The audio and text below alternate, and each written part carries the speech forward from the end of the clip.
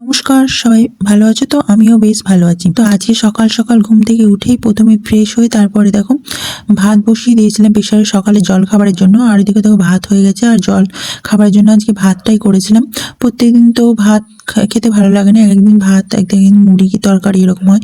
ভাত আর আলু মাখা, আলু ভাতে হয়েছিল, সেটাকে কাঁচা পেঁয়াজ আর কাঁচা লঙ্কা দিয়ে মাখানো হয়েছিল। আমাকে ভাজা পেঁয়াজ আর শুকনো লঙ্কা দিয়ে ভালো লাগে, কিন্তু আমার ভাই আবার কাঁচা পেঁয়াজ না হলে খেতে চায় না, তার জন্য কাঁচা পেঁয়াজ দিয়েই মাখা হয়েছিল। ওই মেখেছিল। তো দেখো তারপরে আমি খাওয়া দাওয়া করে নিলাম। খাওয়া দাওয়া করে তারপরে খাওয়া দাওয়া করতে মানে আলু সেদ্ধ দিয়ে ভাতটা খেতে ভালোই লাগে, আর সাথে একটু ঘি হলে আর কি চাই বলো। এতেই মানে মনটা শান্তি হয়ে যায়, শান্তিভাবে। তারপরে দেখো খাওয়া দাওয়া করে আমি স্নান করে চলে এসেছি।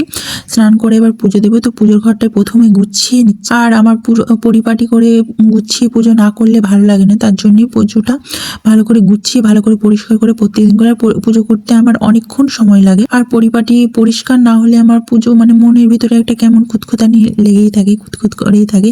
তার পুজোর বাসনগুলোও আমি মাজি, লেবু দিয়ে মাজি, বালি দিয়েও মাজি। লেবু আর বালি দিয়ে মাজলে চকচক করে বাসনগুলো।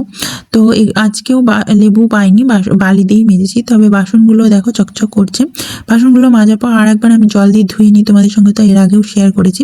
মানে যেহেতু ধুলো বালি আবার পড়তেই পারে, আর এখন যা ধুলো কি বলবো, এসে মানে সবসময় ঘরে দরজা জানালা লাগানো থাকছে, এত ধুলো যে কোথা থেকে আসে বুঝতে পারিনি। এত ধুলো মানে একদিন মোছার পরই আবার কোনো টিভিতে, শোকেসে, ফ্রিজের উপরে সব ধুলো জমে জমে মানে মোটা পর্দার মতন ধুলো জমে যায় এরকম।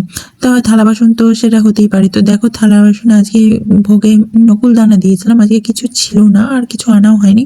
তবে তুলসী পত্র দিয়ে দিলাম, তুলসী পত্র না হলে তো ভোগ গ্রহণ করবেনই না আমার রাধা মাধব। তুলসী পত্র দিয়ে তারপর চন্দন বেটে নেবো। চন্দনটা না অনেকদিন আগে কিনেছিলাম, চন্দনটা লালও না মানে সাদা। এখন একটা সাদা চন্দন আনবো ভেবেছি, সাদা চন্দনটা কৃষ্ণের খুব প্রিয় নাকি শুনেছি, তো সাদা চন্দনটা আনবো। তো এই চন্দনটাই বেটে কৃষ্ণের চরণে তুলসী দিয়ে দিলাম, আর এদিকে শ্যামচাঁদ বলরাম একটু দিয়ে দিলাম, তারপরে জগন্নাথ দেবেরও দিয়ে দিলাম, তারপরে এদিকে আমার রাধা মাধবকেও দিয়ে দিলাম। তারপর প্রদীপ ধরিয়ে নিয়েছি। আর পুজো করতে তো আমার বেশি সময় লাগে, কারণ হচ্ছে একটু গুছিয়ে পুজো করতে না হলে আমার ভালো লাগে না, সেটা তোমাকে বললামই। তবে মা লক্ষ্মীকেও দিয়ে দিয়েছি, আমার মা লক্ষ্মী কেমন লাগছে অবশ্যই, মহাদেবকেও। তারপর আরতি করে নিচ্ছি। আর পুজো করতে আমার বরাবর হলে স্নান করে উঠে আগে আমার এই পুজোর কাজটাই আগে থাকে, তারপরে আর অন্যান্য কাজ থাকে। তো স্নান করে পুজো করা হয়ে গেছে।